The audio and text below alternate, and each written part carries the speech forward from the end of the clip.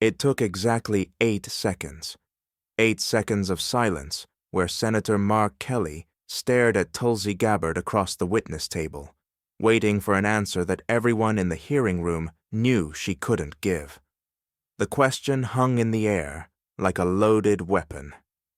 Do you consider this person a better source for the chemistry of sarin gas than the United States intelligence community? Those 8 seconds would expose one of the most damaging patterns in Gabbard's career. Not just skepticism of American intelligence, but systematic preference for sources that repeated Russian and Syrian propaganda. And Mark Kelly, the former astronaut who had spent years evaluating life and death decisions in space, was about to dismantle her defense with the methodical precision of an engineer identifying a fatal flaw. January 30th, 2025. Senate Intelligence Committee hearing room, 216 in the Dirksen building. The mahogany walls seemed to absorb sound as Tulsi Gabbard prepared for what her staff had promised would be a straightforward confirmation hearing. She had survived the Snowden questioning. She had deflected questions about her Assad meeting. All she needed was to get through one more round of Syria questions, and she would be home free. But Mark Kelly had spent 3 weeks preparing for this moment. And unlike other senators who asked scattered questions hoping for viral moments, Kelly had built something different, a prosecutorial trap that would force Gabbard to choose between admitting she trusted Assad propagandists over American intelligence officers, or lying under oath about sources she had publicly cited for years. The story of how Kelly prepared this ambush begins not in Washington, but in a cramped office at the University of Arizona, where Kelly's national security advisor, James Martinez, had been pulling all-nighters that would make graduate students weep. Spread across his desk were documents that told a disturbing story, academic papers citing Syrian government talking points, Russian state media appearances by supposed experts, and at the center of it all, Tulsi Gabbard's own campaign website, where she had published detailed reports questioning whether Assad had used chemical weapons on his own people. "Senator," Martinez had said 3 weeks earlier, sliding a thick folder across Kelly's desk. She didn't just question the intelligence, she built an entire alternative narrative using sources that are demonstrably compromised. Kelly, who had spent 25 years as a Navy pilot and astronaut, making decisions based on reliable data, studied the documents with the focused attention that had kept him alive, in combat and in space. The pattern was unmistakable and devastating. Gabbard had publicly cited a Massachusetts Institute of Technology professor named Theodore Postol to dispute American intelligence assessments about chemical weapons attacks in Syria. But what Gabbard apparently hadn't known, or hadn't cared about, was that Postol had been appearing on Russian state television for years, that his work had been repeatedly debunked by independent weapons experts, and that he had consulted with a pro-Assad conspiracy theorist to develop his theories. "Show me everything," Kelly said, his voice carrying the edge of someone who had just realized they were looking at something far worse than simple skepticism. Martinez opened another folder. It gets worse. She also cited a chemistry student, not a weapons expert, not an intelligence analyst, a chemistry student who has a documented history of defending the Assad regime online. Kelly's eyes narrowed. During his time in the Senate, he had developed a reputation for thorough preparation and devastating questioning. He didn't grandstand. He didn't seek viral moments. He built cases, brick by brick, until witnesses had nowhere left to hide. And what Martinez had just shown him was the foundation for the most important case of his Senate career. "I want transcripts of every time Postol appeared on Russian media. I want documentation of the chemistry student's online activity. I want the declassified intelligence assessments that Gabbard ignored. And I want a timeline showing exactly when she knew, or should have known, that her sources were compromised." For the next 3 weeks, Martinez and his team worked around the clock. They obtained transcripts of Postal's appearances on Russia Today, the Kremlin-funded propaganda network. They documented his consultations with Maram Susli, also known as Partisan Girl, a social media personality who had spent years defending Assad and promoting conspiracy theories about Syrian chemical weapons attacks. They compiled the declassified U.S. intelligence reports, the French intelligence assessments, and the United Nations investigations that had all concluded Assad was responsible for chemical weapons attacks in Khan Sheikhoun and Douma. But the smoking gun came from an unexpected source. A researcher at Bellingcat, the investigative journalism organization, had published a comprehensive debunking of Postal's work, showing that he had made basic errors in his analysis, had contradicted himself multiple times, and had even mixed up chemical weapons attacks that occurred 4 years apart. More damaging still, Bellingcat had documented how Postal's work was systematically promoted by Russian state media and pro-Assad websites as supposed proof that the chemical attacks were staged. "This isn't skepticism," Kelly told his staff during a final preparation session the night before the hearing. "This is a pattern of seeking out information that confirms a predetermined conclusion, even when that information comes from sources actively working to undermine American interests." Meanwhile, Tulsi Gabbard was dealing with pressure that would have broken weaker politicians.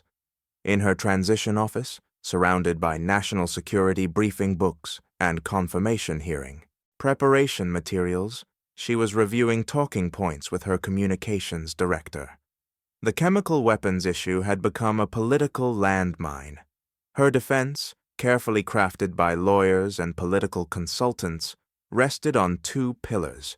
First, that skepticism was healthy and appropriate when evaluating intelligence that could lead to military action. Second, that she had simply been seeking alternative viewpoints to avoid another Iraq war scenario. "The Kelly questioning is going to be about Syria," her aide warned. "He's been making noise about your sources for weeks." Gabbard waved dismissively, but her confidence felt more like performance than conviction. "Kelly's a freshman senator playing to Democratic base voters who think anyone who questions military intervention is a Russian agent. I've handled tougher crowds than one ex-astronaut." But privately, Gabbard was worried. The chemical weapons position had seemed defensible when she was a presidential candidate, appealing to anti-war progressives. But now, seeking confirmation as Director of National Intelligence, the woman who would oversee all 18 intelligence agencies and brief the president daily on threats to national security. That same position looked very different. Every day of scrutiny made her reliance on Postal and fringe sources more problematic. Her phone buzzed with a text from her chief of staff. "Saw advance copy of Kelly questions. It's worse than we thought. He has documentation of Postal's Russian media appearances." Gabbard felt her stomach drop. She had never personally verified Postal's credentials or examined his media appearances. Her campaign staff had simply found an MIT professor who supported her skepticism about Syria, and she had cited his work extensively. The idea that Kelly might have evidence Postal was appearing on Russian propaganda networks was exactly the kind of revelation that could derail a confirmation. The hearing room felt different that morning, charged with the kind of electric tension that veteran Capitol Hill reporters recognize immediately. Security had been tightened after threats against multiple Trump nominees. The press gallery was standing room only, with reporters from major networks jockeying for position alongside independent journalists who sensed something significant was planned. Kelly arrived early at 7:15 a.m., 2 hours before the hearing was scheduled to begin. He sat alone in a secure room, reading through classified intelligence assessments, one final time, making notes in the margins, rehearsing the order of his questions. His military training had taught him that preparation was the difference between mission success and catastrophic failure. Today's mission was to determine whether Tulsi Gabbard could be trusted with America's most sensitive secrets. At 8:30, committee staff brought him coffee and a final briefing book. Inside were last-minute updates from intelligence analysts who had reviewed Gabbard's public statements about Syria. The pattern was even worse than Kelly had initially thought. Gabbard hadn't just cited Postol and the chemistry student. She had appeared on podcasts and news programs repeatedly promoting their work, had published detailed reports on her campaign website, presenting their analysis as credible, had fundraised off her willingness to question what she called the military-industrial complex narrative about Syria. She's built her entire foreign policy brand around this skepticism, Martinez told Kelly during the final prep session. If you expose the sources as compromised, you're not just questioning her judgment on one issue. You're dismantling her entire claim to foreign policy expertise. Kelly understood the stakes. This wasn't political theater. This was about whether someone who had systematically preferred propaganda to intelligence could be trusted to oversee the intelligence community. The answer, based on everything he had seen, was no. But he needed to demonstrate that fact methodically, undeniably, on the record. At 9:50 a.m., Gabbard entered the hearing room. She wore a dark suit and her Army Lieutenant Colonel pin, a deliberate visual reminder of her military service. Her team had coached her extensively on body language, tone, ways to deflect uncomfortable questions without appearing evasive. She looked confident as she took her seat at the witness table, flanked by lawyers and surrounded by briefing binders. Behind her sat a delegation of supporters, veterans groups who appreciated her anti-war stance, progressive activists who saw her as a victim of establishment smears, Republican operatives who believed she represented a new generation of MAGA populism. They had come expecting to witness their candidate's triumph, her final hurdle cleared before confirmation. What they were about to witness instead was a systematic destruction of credibility so complete that it would become a case study in how preparation and facts could overcome political spin. Committee Chairman Tom Cotton called the hearing to order at 10 a.m. sharp. His opening statement was generous to Gabbard, praising her military service and her willingness to challenge conventional wisdom. Democratic Vice Chairman Mark Warner was more pointed, noting concerns about her meetings with Assad and her apparent sympathy for Russian positions on Ukraine. But even Warner's questions were relatively gentle, focused on whether she would commit to supporting intelligence professionals. Then came the rotation of questioning. Republicans asked about resources for intelligence agencies, about countering Chinese espionage, about protecting sources and methods. Democrats asked about Russian interference, about her views on FISA surveillance authorities, about her commitment to speaking truth to power. Gabbard handled it all with practiced ease, giving carefully prepared answers that sounded substantive while committing to nothing specific. But Kelly hadn't asked a single question yet. He sat quietly during the first hour of questioning, taking notes, letting his colleagues exhaust their time while he prepared for surgical precision. Other senators noticed his silence. Several reporters tweeted speculation about what Kelly was planning. Gabbard's team, monitoring social media feeds, saw the speculation and grew increasingly nervous. Republican senators had been mostly friendly, asking about her military service and her commitment to supporting intelligence professionals. Democratic senators had been more pointed, but still predictable. Questions about her Assad meeting, her views on Russia, standard oversight territory that Gabbard navigated with practiced ease. But Kelly hadn't asked a single question yet. He sat quietly, occasionally making notes, watching Gabbard's body language, waiting for the perfect moment to strike. Then, at exactly 11:43 a.m. Eastern Time, Kelly's moment arrived. "Colonel Gabbard," he began, his voice carrying the measured tone of someone who had made life and death decisions in combat. "I want to start by thanking you for your service to this country, in Congress and in the Army. I appreciate you meeting with me a couple weeks ago, and I appreciate you being here today." The formal courtesy was standard Kelly. He believed in respecting witnesses, even when he was about to destroy their credibility. Gabbard nodded appreciatively, perhaps thinking this would be another routine exchange. "I want to discuss an intelligence assessment made by the IC," Kelly continued, pulling out the first document. "For years, the United States analyzed evidence of numerous chemical weapons attacks in Syria. Eventually, we were able to assess that Bashar al-Assad was responsible for a number of these attacks that slaughtered his own civilians. Do you accept the conclusion broadly that Assad used chemical weapons against Syrians?" It was a softball question, designed to establish common ground before the real interrogation began. Gabbard took it gratefully. "Yes, and I'm on the record for years of agreeing with that broad assessment." "Thank you," Kelly said, and there was something in his tone that made several senators look up from their notes. Among the attacks, the U.S. assessed Assad was responsible for 2 that occurred in Douma and Khan Sheikhoun in Syria.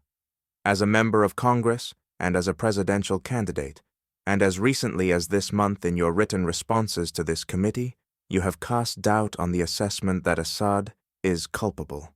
Is that correct? The temperature in the room dropped several degrees. Gabbard's relaxed posture stiffened slightly. This was the question she had been dreading, the one her staff had warned her would come. "Senator, I raised those questions given conflicting information and evidence that was presented at that time." It was a careful answer, technically true, but deliberately vague. Kelly wasn't buying it. "Well, thank you. So to help inform the public, the Trump administration released declassified intelligence in 2017 and again in 2018, showing how experts analyzed multiple types of evidence: satellite imagery, medical experts, witnesses, describing sources, and showing the reasoning used to determine Assad's culpability in using these chemical weapons, including in Douma and Khan Sheikhoun. I have 2 documents I want to submit for the record, Mr. Chairman." Kelly held up 2 thick reports, making sure every camera could capture the official seals and classification markings. These weren't rumors or partisan accusations.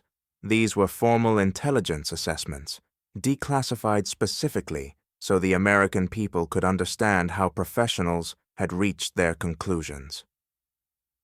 "Were you aware of the declassified assessments?" Kelly asked.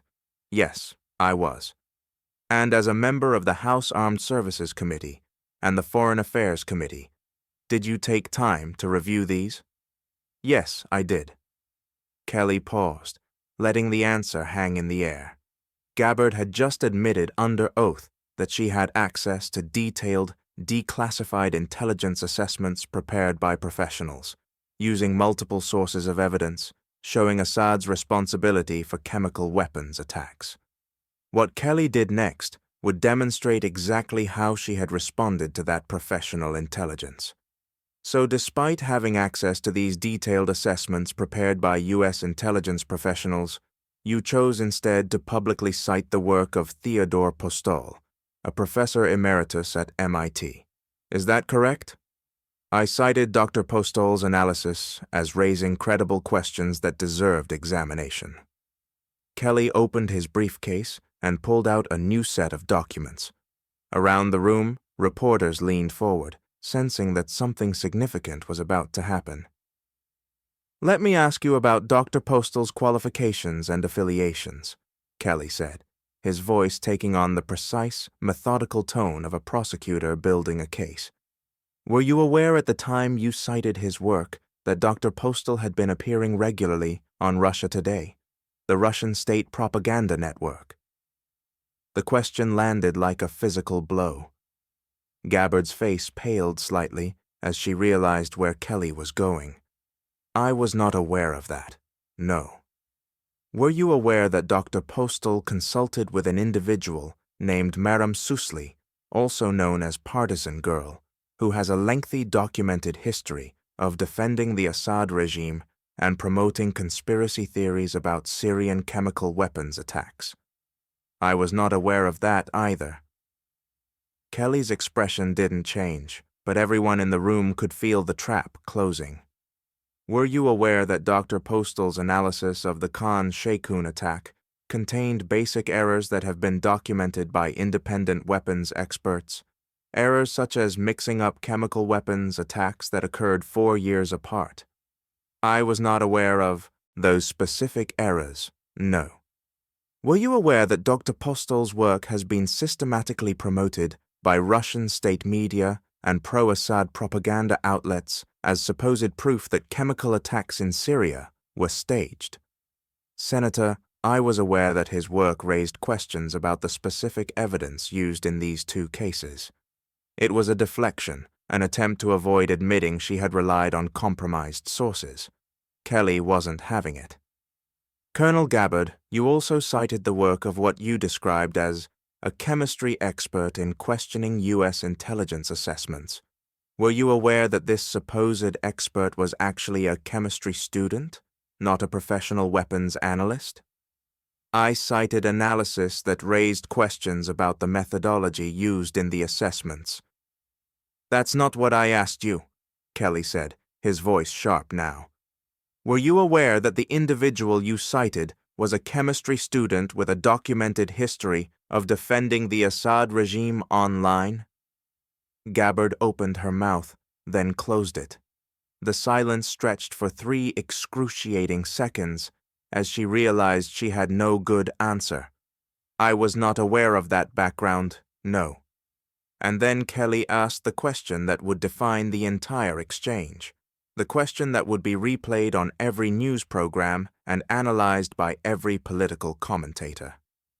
So let me make sure I understand your approach to intelligence analysis. You had access to detailed, declassified assessments prepared by the United States intelligence community, using multiple sources including satellite imagery, medical evidence, and witness testimony. You had access to French intelligence reaching the same conclusions. You had access to United Nations investigations reaching the same conclusions. But you chose instead to publicly cite the work of an MIT professor who appears on Russian state television, consults with Assad regime defenders, and has made basic errors in his analysis. And you chose to cite a chemistry student with a history of defending Assad. My question is simple. Do you consider this person, or these 2 individuals, a better source for the chemistry of sarin gas than the United States intelligence community? The silence that followed was deafening.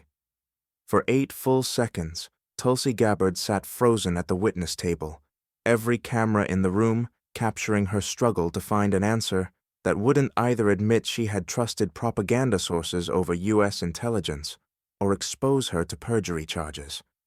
Finally she spoke, her voice noticeably strained. Senator, I don't reject seeking out differing viewpoints. We need to do that. That's not what I asked you, Kelly interrupted, his voice carrying genuine incredulity.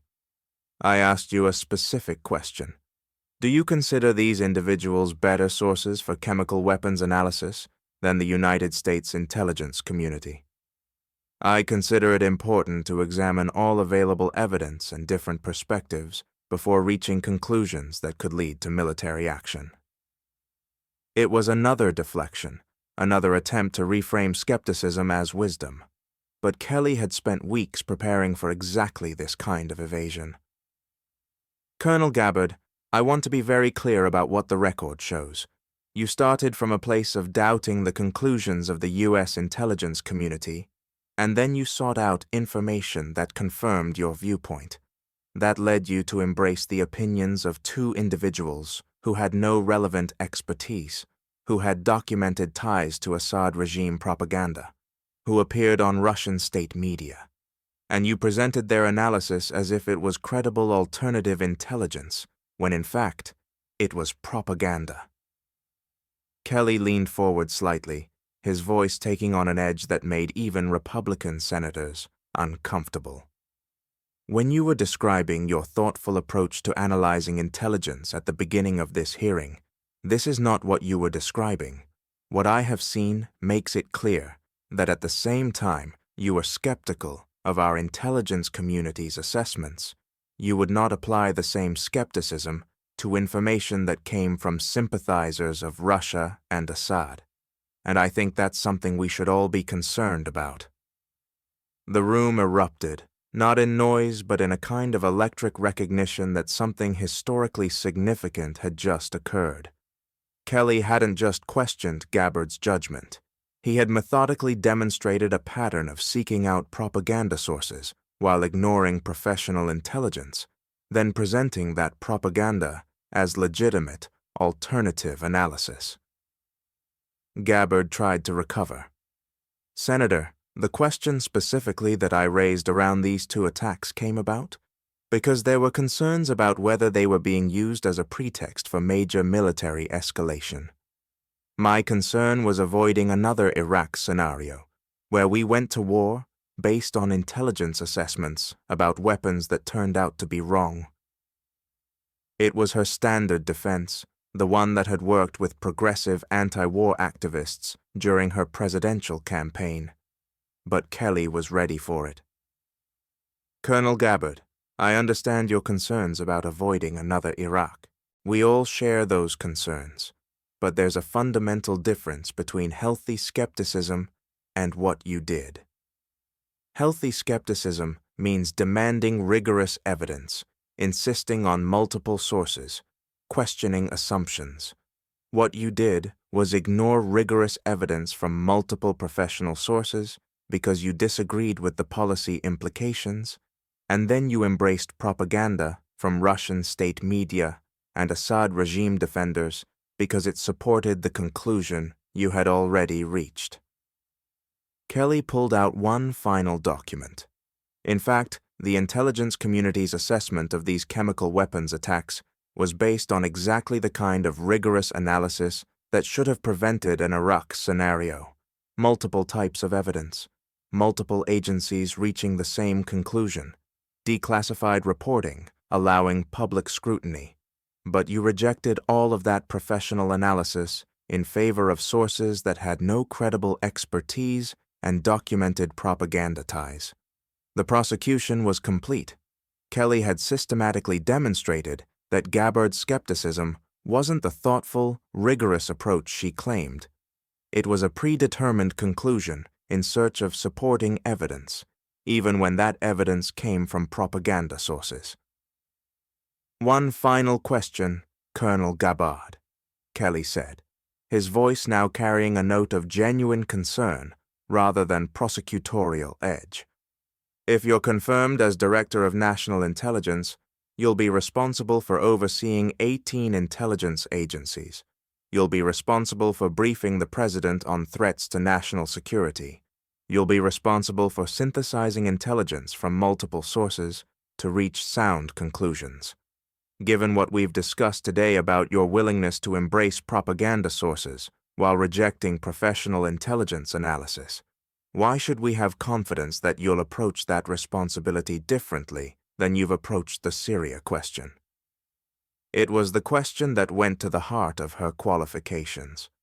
Not whether she had good intentions, not whether she cared about avoiding war, but whether she had the judgment to distinguish between credible intelligence and propaganda designed to deceive. Gabbard's answer was long, filled with pledges to support intelligence professionals and commitment to rigorous analysis. But everyone in the room understood that Kelly had exposed something fundamental about how she evaluated information. When professional intelligence contradicted her preferred conclusion, she didn't engage with it rigorously. She sought out alternative sources that told her what she wanted to hear, even when those sources were compromised by propaganda ties. The immediate aftermath was chaos, but not the obvious kind. The devastation was quieter, more surgical, the kind that happens when everyone realizes they've witnessed something that cannot be undone. In the press gallery, reporters filed breaking news before the hearing ended. Associated Press. Alert at 11:58 a.m. Kelly exposes Gabbard reliance on Russian propaganda sources. CNN followed at 12:02. Gabbard admits ignorance of pro-Assad ties in Syria sources. By 12:15, Russian propaganda was trending with over 90,000 mentions. At the Pentagon, where military and intelligence officials had been watching the hearing with growing horror, the reaction was swift and unforgiving. A senior Defense Intelligence Agency official, speaking on condition of anonymity, told reporters, if she didn't know her sources were appearing on Russian state television and consulting with Assad propagandists, that's disqualifying incompetence. If she did know and cited them anyway, that's disqualifying judgment. Either way, she cannot be trusted with America's most sensitive intelligence. Within 2 hours, 3 Republican senators issued carefully worded statements expressing concerns about Gabbard's approach to intelligence analysis. Senator Susan Collins, who had voted against one Trump nominee already, issued the strongest rebuke. The Director of National Intelligence must be able to distinguish between credible intelligence and propaganda. Today's hearing raised serious questions about that fundamental qualification. Conservative media, which had largely defended Gabbard as an anti-war voice being smeared by establishment Democrats, found themselves unable to defend the revelation that she had cited Russian state television sources. Fox News host Brett Baier opened his show with unusual criticism. When you're seeking confirmation to run American intelligence, citing sources that appear on Russian propaganda networks is not thoughtful skepticism. It's a red flag that cannot be ignored. The political damage extended beyond the immediate confirmation fight. Video clips of Kelly's systematic interrogation reached viral status with unprecedented speed. The exchange where Kelly asked if she considered propaganda sources better than U.S. intelligence reached 15 million views in 6 hours. Legal and national security experts began publishing analysis explaining why Gabbard's source selection revealed a fundamental misunderstanding of how intelligence analysis works. This wasn't a mistake or a one-time lapse in judgment, wrote former CIA analyst Cindy Otis in a widely shared thread. Gabbard's approach to the Syria question demonstrates someone who reaches a conclusion first, then seeks out information to support that conclusion, regardless of source credibility. That's the opposite of intelligence analysis. That's propaganda consumption. The revelation sparked a broader conversation about how political figures evaluate information in the age of disinformation. Academic researchers began studying Gabbard's pattern as a case study in confirmation bias and motivated reasoning. One Stanford study found that her approach matched textbook examples of cherry-picking sources to support predetermined conclusions, a cognitive pattern that made her particularly vulnerable to manipulation by sophisticated propaganda operations. Intelligence professionals who had spent careers combating Russian and Syrian disinformation felt vindicated, but also deeply concerned. They had watched for years as Gabbard promoted narratives that aligned perfectly with Kremlin talking points on Syria. They had seen her cite sources that appeared regularly on Russian state television. They had documented how her statements were amplified by Russian propaganda networks, but pointing this out publicly had been dismissed as establishment smears against an anti-war progressive. Kelly's interrogation changed that calculation. By focusing on documented facts rather than motivations, by demonstrating Gabbard's specific source selections rather than making broad accusations, he had made it impossible to dismiss the concerns as partisan attacks. The facts spoke for themselves. She had cited sources who appeared on Russian propaganda networks.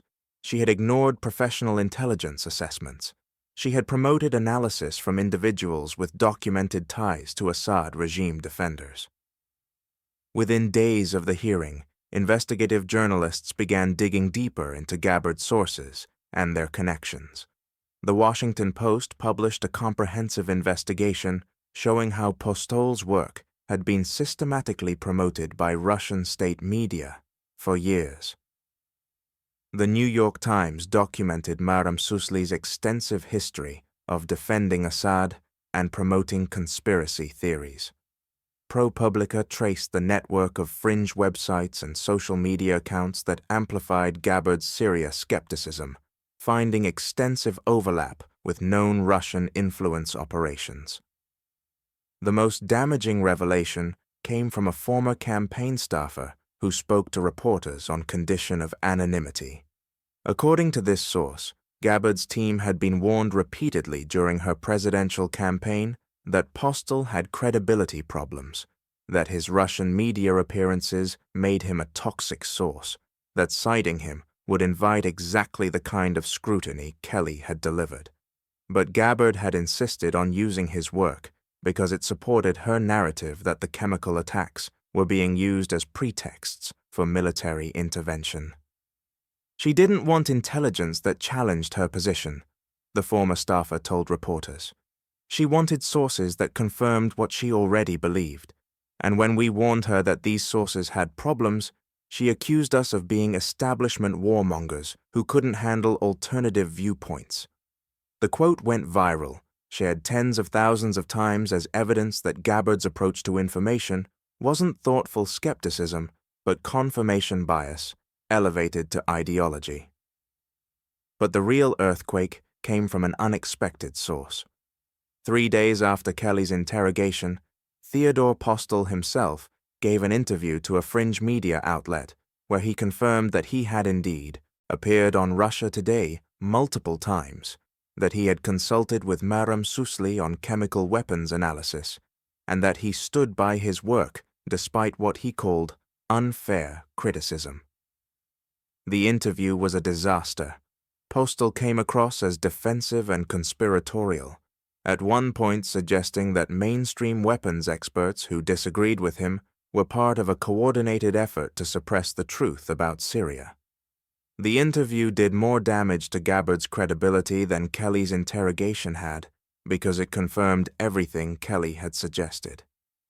Her source wasn't just an MIT professor with unconventional views. He was someone who willingly appeared on Russian state propaganda, who consulted with conspiracy theorists, and who saw disagreement as evidence of organized suppression rather than legitimate scientific debate. Within a week of Kelly's interrogation, the first Republican senator publicly announced opposition to Gabbard's nomination. Senator Mitt Romney, who had consistently voted for most Trump nominees, released a statement that was devastating in its simplicity. The Director of National Intelligence must place American intelligence above all other sources. Colonel Gabbard's demonstrated preference for propaganda sources over professional intelligence analysis disqualifies her for this position. Romney's defection was followed within days by 2 more Republican no's. Susan Collins, who had been skeptical from the beginning, and Lisa Murkowski, who issued a lengthy statement about the importance of trusting intelligence professionals.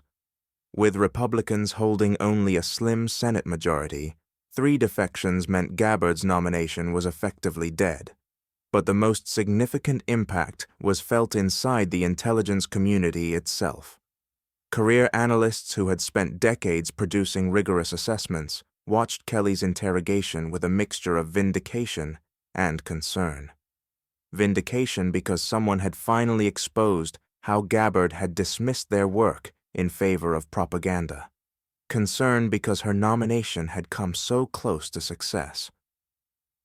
What Senator Kelly did was show America what we've known for years, one senior CIA analyst told colleagues in an email that later leaked. Some people don't want intelligence that challenges their assumptions. They want information that confirms what they already believe. And they're willing to get that information from anywhere, even from our adversaries' propaganda networks. The aftermath of Kelly's prosecution extended far beyond Gabbard's failed nomination. The hearing became a case study in how to conduct effective congressional oversight. Law schools began using the transcript to teach students about building systematic cases through careful questioning. Intelligence training programs used it as an example of how to identify propaganda sources and confirmation bias. Mark Kelly himself became something of a folk hero among intelligence professionals and national security experts. His methodical approach, his refusal to grandstand, his focus on documented facts rather than partisan attacks, all of it represented what effective oversight was supposed to look like. Within months, he was receiving invitations to speak at intelligence conferences, to consult on national security legislation, to advise other senators on how to evaluate nominees' qualifications. But for Tulsi Gabbard, the damage was permanent and total. 10 days after Kelly's interrogation, she withdrew her nomination, citing what she called unfair characterizations of her skepticism about intelligence assessments. Her withdrawal letter blamed partisan politics and failure to distinguish between healthy questioning and support for adversaries. But everyone who had watched Kelly's systematic prosecution understood the truth. Gabbard hadn't been destroyed by partisan attacks or unfair characterizations. She had been destroyed by her own documented pattern of embracing propaganda sources while rejecting professional intelligence.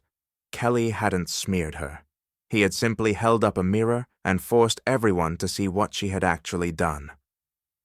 The final assessment came from Kelly himself, in remarks to reporters as he left a classified briefing 2 weeks after the hearing. A reporter asked if he felt his interrogation had been too aggressive, if he regretted ending Gabbard's nomination. "I don't regret asking questions that needed to be asked," Kelly said quietly. "The Director of National Intelligence has one of the most important jobs in our government. That person briefs the President every day on threats to our nation. That person synthesizes intelligence from 18 agencies to help our leaders make life and death decisions. That person has to be able to distinguish between credible intelligence and propaganda." After reviewing Colonel Gabbard's record, after seeing her preference for propaganda sources over professional intelligence, I don't believe she could do that job. And I think the American people deserve to know that before the Senate votes. It was a measured response, characteristic of Kelly's approach to oversight. No grandstanding, no claiming credit for taking down a nominee. Just a simple statement that the questions needed to be asked and the answers needed to be heard. But the legacy of those 8 seconds of silence, of that devastating question about whether propaganda sources were better than U.S. intelligence, would echo through Washington for years to come. It had exposed not just one nominee's flawed judgment, but a broader problem of how some political figures approached information in an age of propaganda and disinformation. Theodore Postol remained at MIT, publishing occasional papers questioning mainstream scientific consensus on various weapon systems. Maram Suzli continued promoting conspiracy theories on social media. Russian state television continued broadcasting propaganda about Syria and chemical weapons. But Tulsi Gabbard would never serve as Director of National Intelligence, and when future nominees were asked about their approach to intelligence analysis, they would remember what happened when someone couldn't answer a simple question. Do you consider propaganda a better source than professional intelligence? Mark Kelly had asked that question knowing there was no good answer, and in those 8 seconds of silence, as Tulsi Gabbard struggled to find words that wouldn't destroy her credibility, the answer became clear to everyone watching. She had trusted propaganda over intelligence. She had embraced sources that appeared on Russian state television while dismissing assessments from American professionals. And she had done it all while claiming to be thoughtfully skeptical, when in fact she was systematically seeking information that confirmed her pre-existing conclusions. Sometimes the most effective congressional oversight doesn't come from theatrical confrontations or viral sound bites. Sometimes it comes from a former astronaut who spent his career evaluating evidence under pressure, asking one simple question that has no safe answer. Do you trust propaganda more than intelligence? 8 seconds of silence told the whole story.